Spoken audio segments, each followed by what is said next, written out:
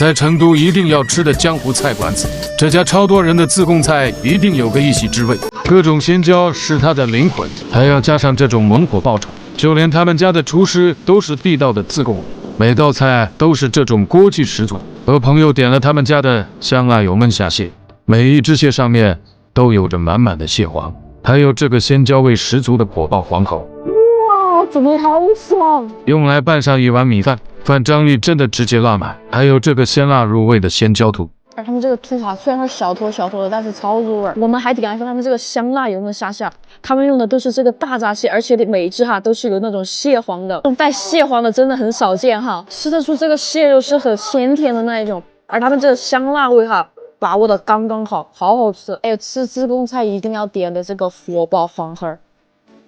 他们家菜就很舍得放料的那种。就连他们这里面的这种素菜也好好吃，真的超下饭了。